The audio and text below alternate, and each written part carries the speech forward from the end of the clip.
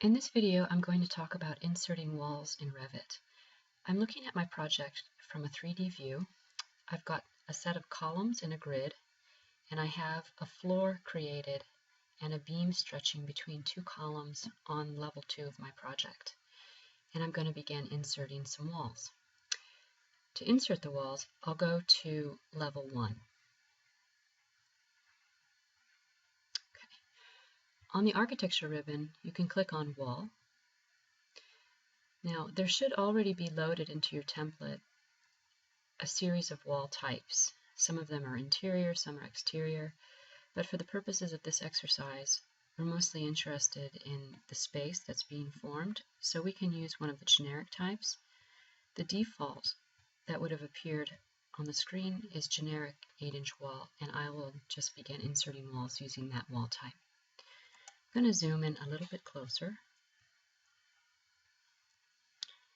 and I'm going to begin by inserting one of the walls. Okay. It's just a matter of clicking 2 points. The first wall that I'll insert, I'll place between these two columns. But just some things that you want to be aware of. A wall is tied to a particular level that you've created. So we're on the level 1, and so the base constraint will default to level 1. Now you could change this if you like, or you could leave it as it is.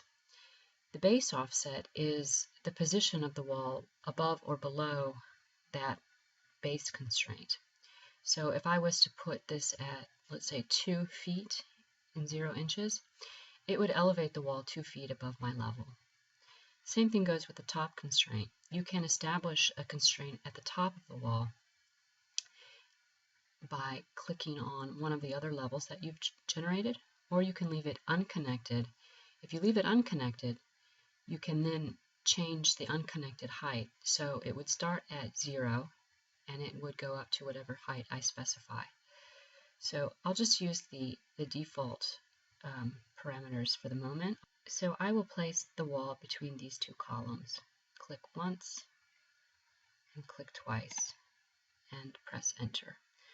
Now I'll return to my 3D view. There, right here. And you can see that there's a wall constructed here. Now this wall happens to be going through one of the floors, and I'd like to move that wall, so I'm going to go back to my level 1, and I'm going to zoom out, and I'm going to shift the wall to reposition it within the next set of columns. And then I'll go back to my 3D view. Okay, so there's the wall. And as you can see, the floor is overlapping it. If I want to fix that, I can click on the floor and edit the boundary. I can also make other parameter changes. I can stretch this so that it sits at the same level as the top of the column. I can also, if I know the dimensions that I'm working with, change the height of the wall over in the Properties dialog box. So I'll go to my south view, and there's the wall. I have my level 3 set at 18. I can change this right here to 18 feet, and it will bring the wall down to that level. If I want to drop it below a ceiling that I might insert later, I can change this to 17 feet. I've left 12 inches for my floor. Now you can insert walls of different shapes. If I go back to my level 1, and I now have this wall in position. If I go back to the architecture ribbon and to the wall tool, I can use the draw tools to shape the wall. So if I click on circle, for example, I could place a sort of cylinder form as a wall. Now this one will have the same parameters as the one I previously made.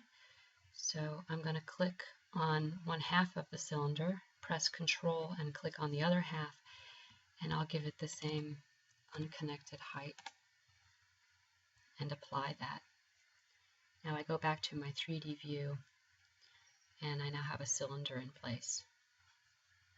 So you can play around with different wall forms and shapes.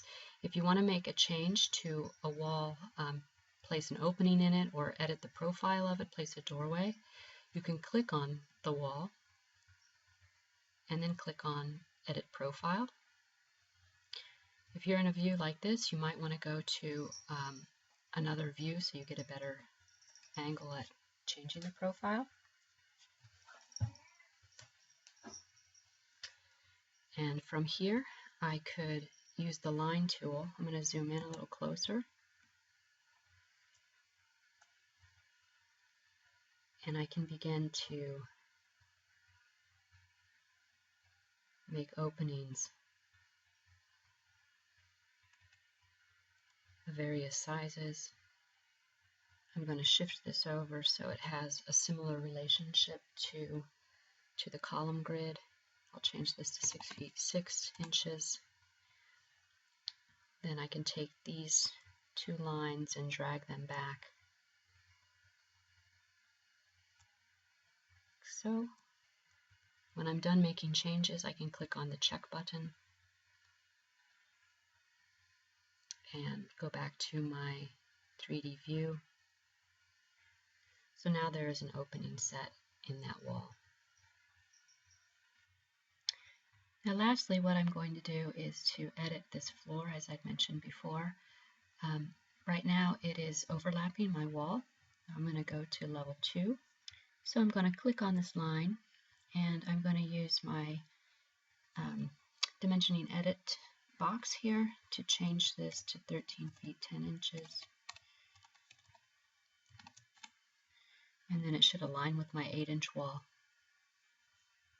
And when I'm done, check the box, go back to the 3D view, and zoom in a little closer again.